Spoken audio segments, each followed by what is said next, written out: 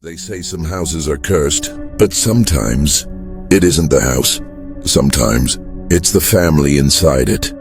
The Hartwell family is one of those names, whispered in old parish records, never spoken aloud in polite company, because when people spoke of them, they lowered their voices, as if afraid the family might still be listening.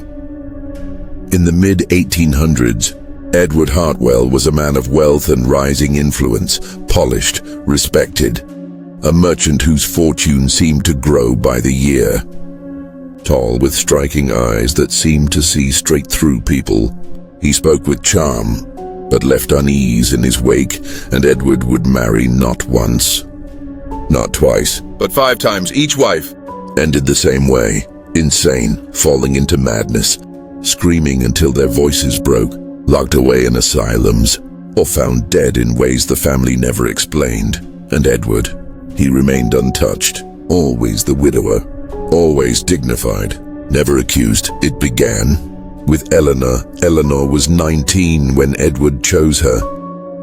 Quiet, bookish, the daughter of a modest family who thought themselves blessed when Edward took notice. He was wealthy. He was handsome. He promised her parents security, and to Eleanor herself, he promised love. Their wedding was the talk of the town. The Hartwell estate hosted a feast that seemed to stretch for days, candles in every window, wine flowing endlessly. And when Eleanor walked into that house for the first time, she thought she was stepping into a dream, but dreams always carry shadows. The Hartwell home was vast, too vast, rooms that seemed colder than others, doors that creaked even when locked, and long endless hallways where Eleanor swore she heard footsteps behind her. Even when she was alone, at first she tried to ignore it, tried to play the role of a perfect wife, smiling at Edward's business associates, pouring tea for guests, keeping her back straight, her hair tidy, her words gentle. But the whispers began quickly. Neighbors claimed to hear her voice late at night, sometimes raised in laughter, sometimes broken by sobs, sometimes speaking in low, frantic whispers, as though answering someone unseen. Edward dismissed it. "She's delicate," he said. "She reads too many novels. Her imagination is overactive." But within months, Eleanor had changed. Her skin grew pale. Her hands shook when she lifted a cup. She tore at her sleeves as though something crawled beneath her skin. She tore the curtains down at night, insisting that someone was outside the window, watching. She began refusing food unless Edward tasted it first. "I won't be poisoned," she told the cook, her eyes wild, her voice low. When she wasn't screaming, she was whispering. To corners, to shadows, to the space beneath her bed. The servants avoided her. They claimed she stared too long, that her eyes seemed wrong, as if they weren't her own anymore. One night, her scream shook the house. When Edward burst into her room, he found her on the balcony, her white nightdress whipping in the wind, her hands on the railing, her body leaning forward. She was seconds from throwing herself into the darkness below. Edward caught her, dragged her back, but she fought like a wild animal. Her nails raked his face, leaving bloody trails. Her voice shrieking words no one understood. "I won't let them take me again," she screamed again. The word echoed through the hall. What did she mean? No one dared ask after that night. Eleanor was no longer herself. She wandered the halls, muttering to people no one could see. She scratched the walls until her fingertips bled. She tore at her hair until clumps littered the floor.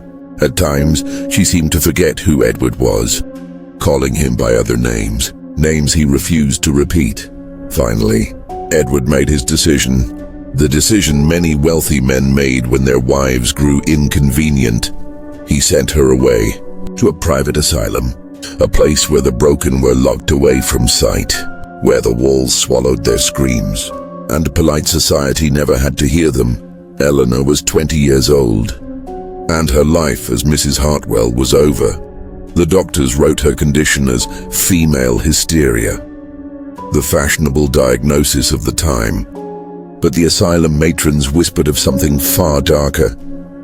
They said Eleanor refused to sleep in a bed, that she sat on the cold stone floor, rocking back and forth, murmuring to the walls, smiling at shadows. They said she scratched the words, "I see them," into her skin with her own nails. And when they tried to stop her, she bit them with teeth sharp as an animal's.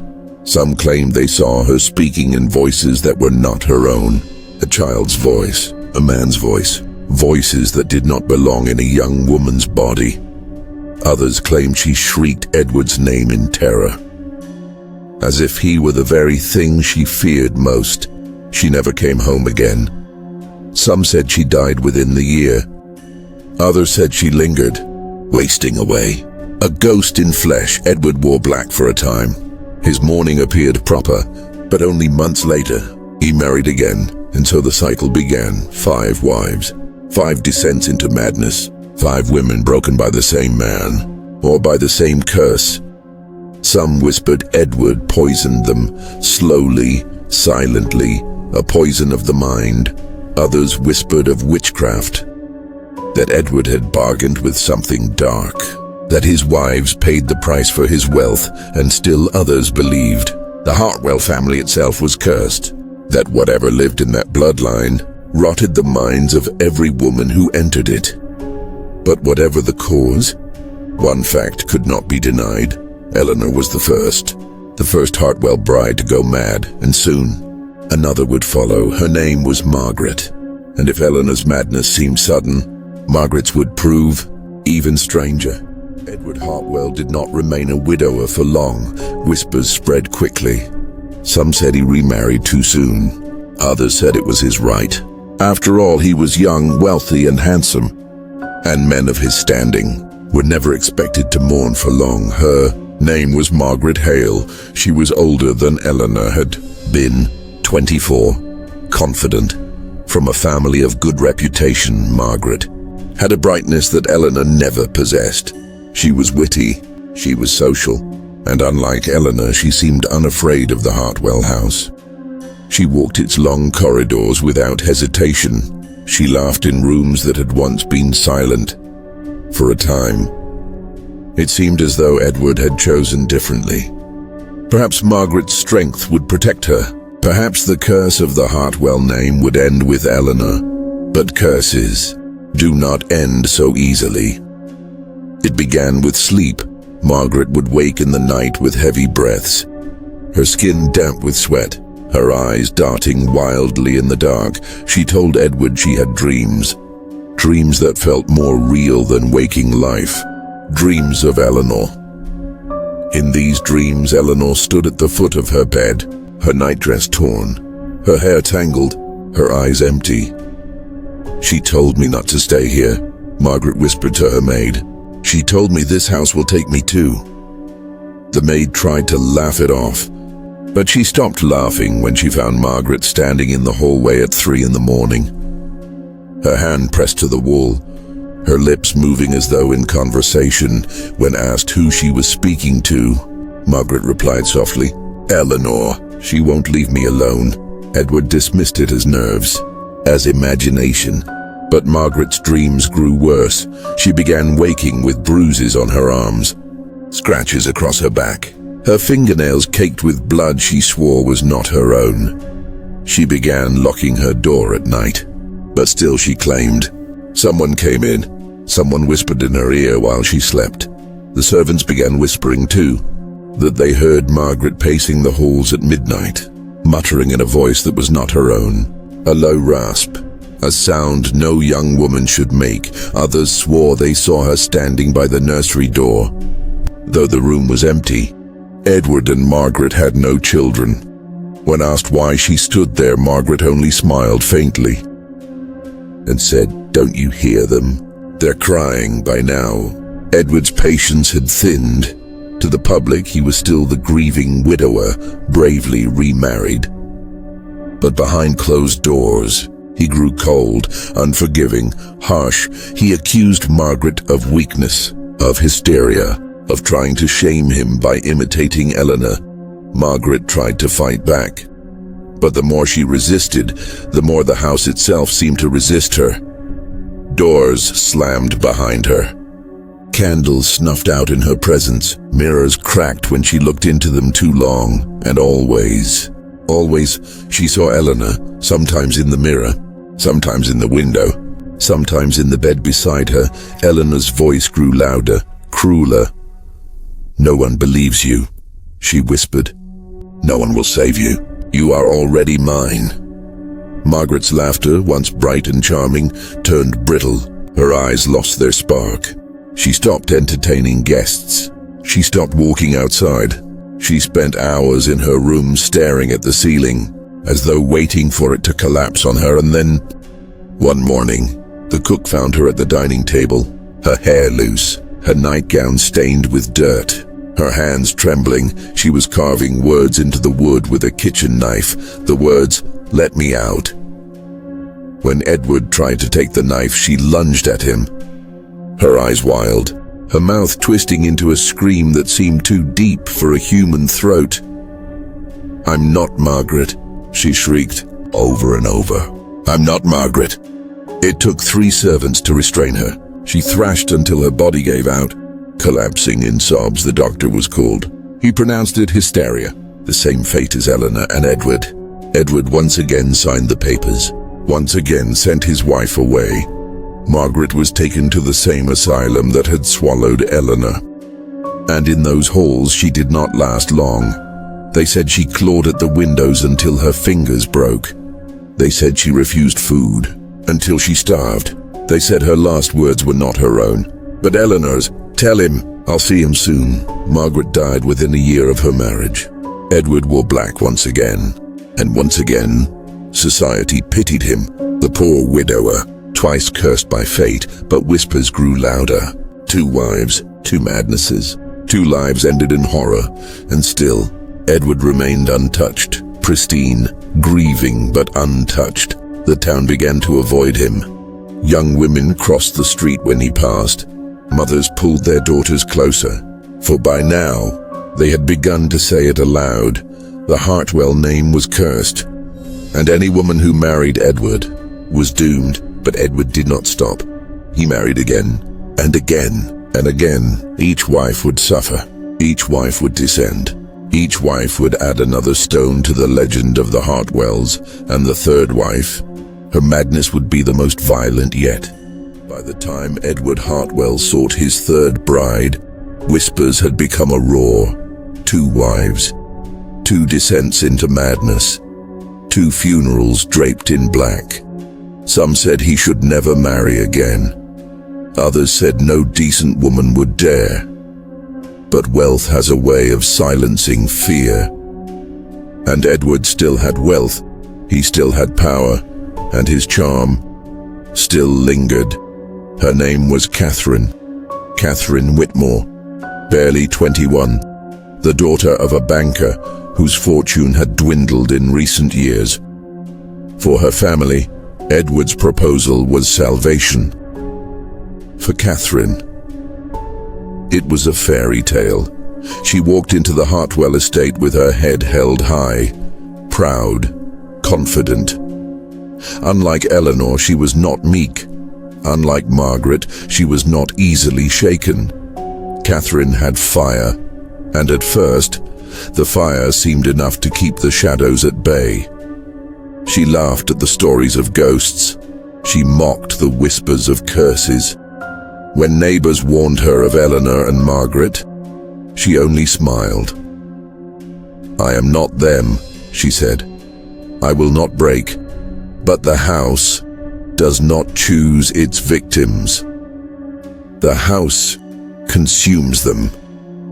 At first, Catherine's nights were peaceful, but soon she began to hear knocking, always at 3 in the morning, 3 sharp knocks on her bedroom door, on the walls, sometimes on the ceiling above her. She told Edward. He brushed it aside. "The pipes, the wind, your imagination." But Catherine was not convinced. One night, when the knocking came again, she leapt from bed and flung the door open. The hall was empty, silent, cold. But when she turned back toward her room, the bed was no longer empty. A figure lay there, long hair tangled, skin pale, eyes wide. Eleanor.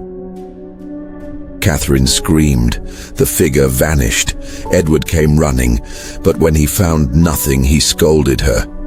"You shame me with this nonsense," he said, but the nonsense only grew worse.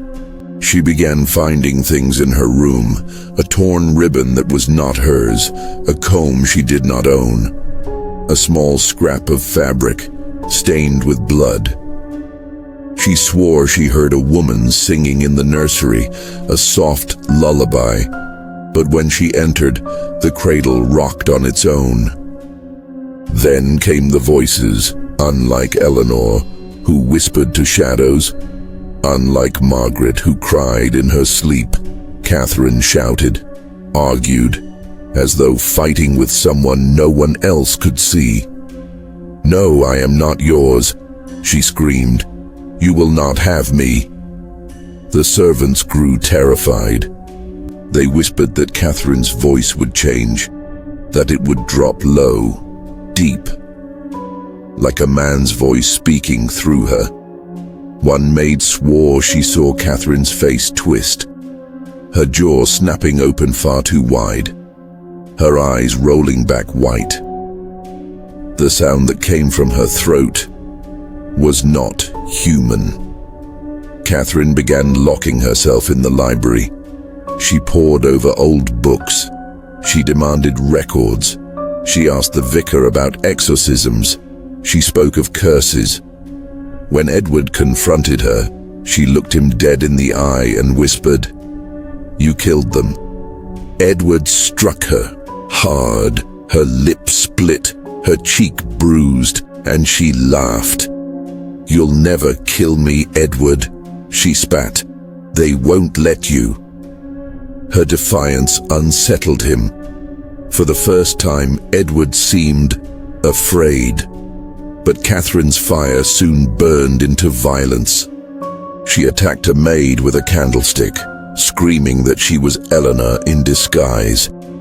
It took 3 men to drag her off. She smashed mirrors, shrieking that faces looked back at her that weren't her own. She tore open the mattresses, searching for something she swore was hidden inside. And then, one night, the house shook with her screams. When the servants rushed in, they found Catherine in the parlor, the furniture overturned, the curtains ripped down, her white dress torn and bloody. In her hands, she clutched a shard of glass. Her arms were slashed, her skin carved with words, the words, "Not me, not me." When Edward tried to take the glass, she slashed at him, her eyes blazing with fury. "You'll not take me like the others," she shrieked. "I won't go where they went." Blood ran down her arms.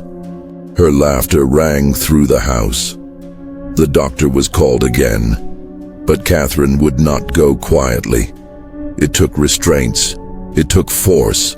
She fought like an animal all the way to the carriage. The asylum swallowed her too. But unlike Eleanor and Margaret, Catherine did not fade quietly. She raged. She attacked guards. She broke bones. They locked her in solitary confinement. And still, she screamed through the walls. Some said she survived longer than the others. Others claimed she died within months. The records are unclear, but one thing was certain: Edward was widowed a 3rd time, and the whispers grew louder still. 3 wives, 3 madnesses, 3 deaths that could not be explained. And yet, Edward walked free, always untouched. The town began to call him cursed. Not just unlucky, not just tragic, cursed. And when he married again, no one was surprised. But this 4th wife, would suffer in ways that blurred the line between madness and possession. By the time Edward Hartwell sought a fourth wife, the town had stopped pretending. 3 wives gone, 3 women lost to madness, 3 funerals, each quieter than the last. The whispers no longer hid in corners. They were spoken in church pews, in markets, in the halls of the very society Edward once charmed. The Hartwell name had become poison. And yet, Edward did not stop. Her name was Annabel Reed. She was unlike the others, practical, sharp-tongued, not easily swayed by charm. Some said she only married Edward because her family pressured her. Others said she pitied him. Whatever the reason, she walked into the Hartwell house with her chin lifted high, and for a while, it seemed she would not bend. But the Hartwell house bends everyone. Her madness began not with dreams, not with whispers, but with knowledge. Annabel began speaking of things she should not have known, events she could not have seen, conversations she was never present for. She told the servants what they had done in their own homes. She described the vicar's secret illness. She looked Edward in the eye and whispered the names of the women he had courted before her. Names no one had ever spoken aloud. At first it seemed uncanny, unsettling but harmless. Until Annabel began to change. She stopped eating, stopped sleeping. Her eyes grew darker, ringed with shadows. Her voice grew rough, low. At times it was not her own. One evening the servants found her in the parlor, on her knees, her body bowed backward, as though something invisible bent her spine. Her arms stretched unnaturally wide, and from her lips came words in a language no one recognized. When Edward demanded to know what she was doing, she smiled, a sharp, terrible smile, and whispered, "They're all here, Edward. Every one of them, watching." The servants refused to go near her after that.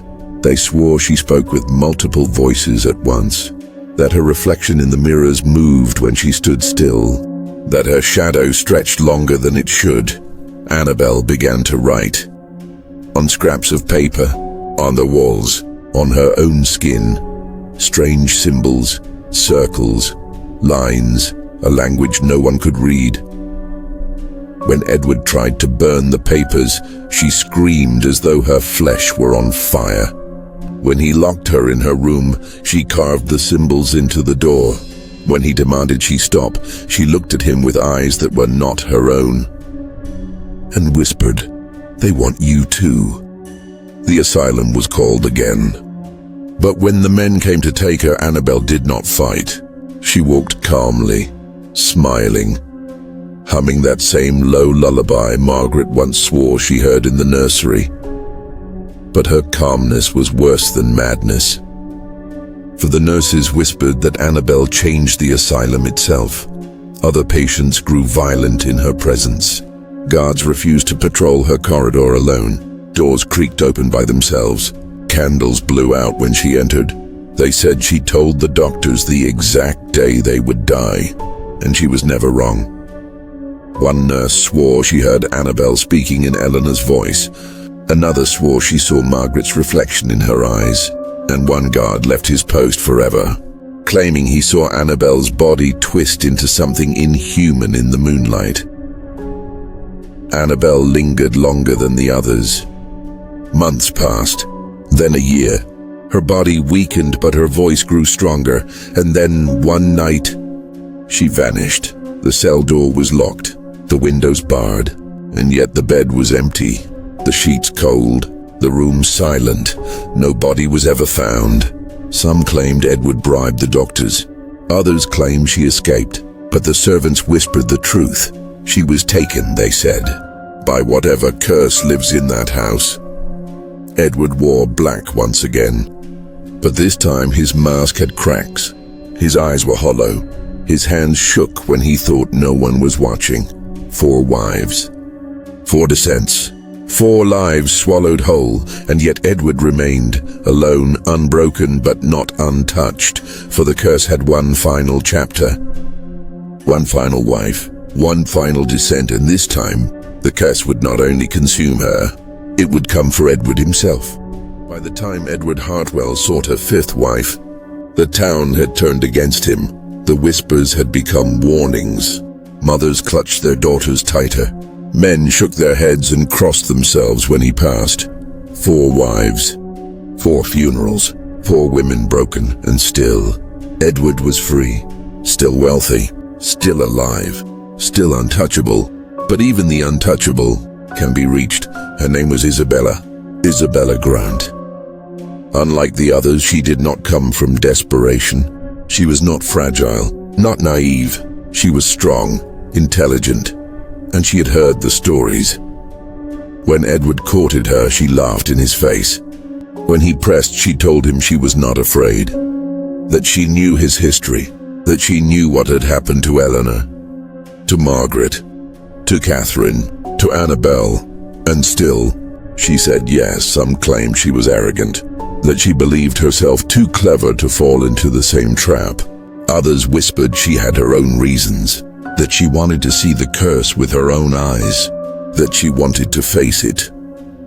And so Isabella Hartwell walked into the house, the last wife, the final bride.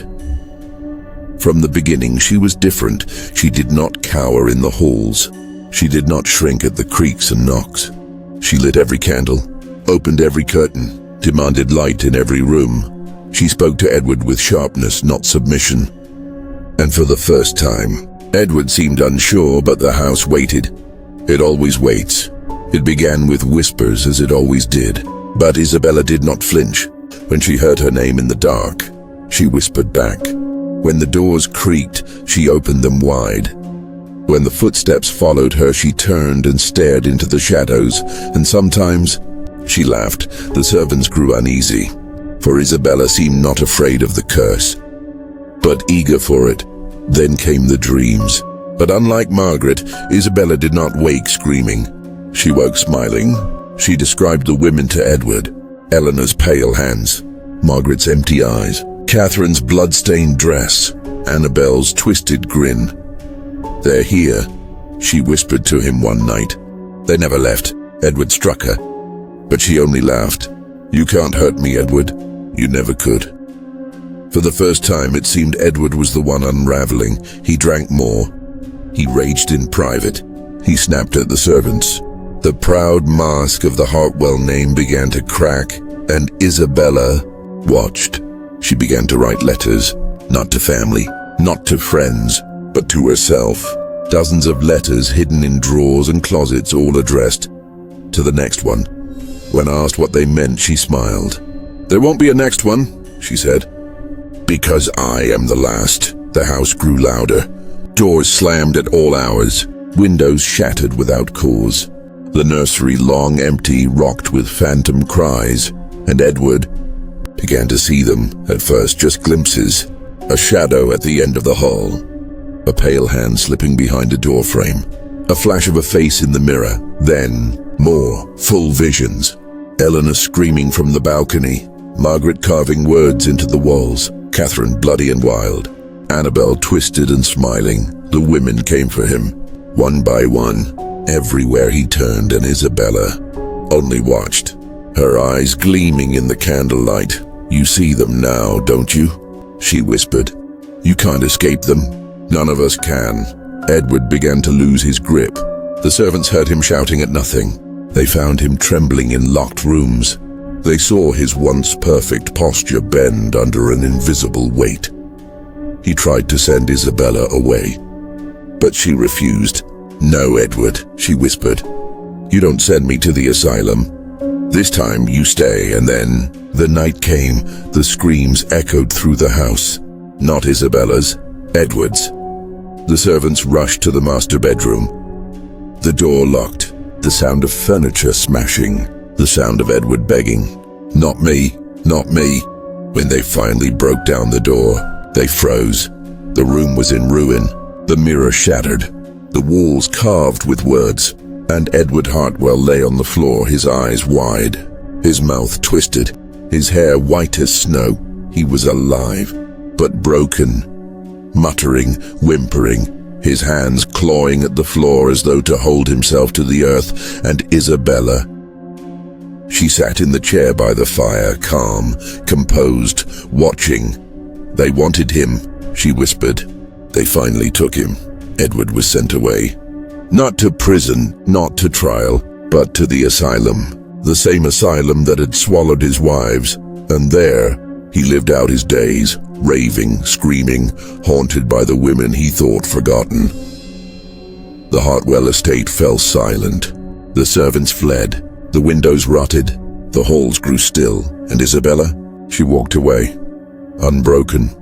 Untouched. Some say she was the only one strong enough to survive the curse. Others say she was part of it all along.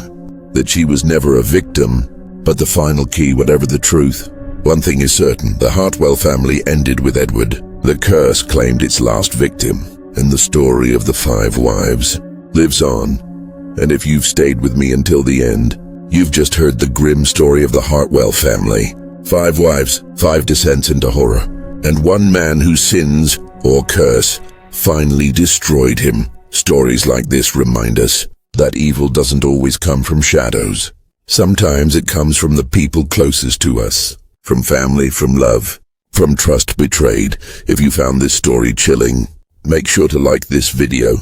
Share it with others who love dark history and horror. Comment below your thoughts. Do you think Edward was cursed or guilty? And of course, subscribe to the channel because more tales like this are waiting in the dark.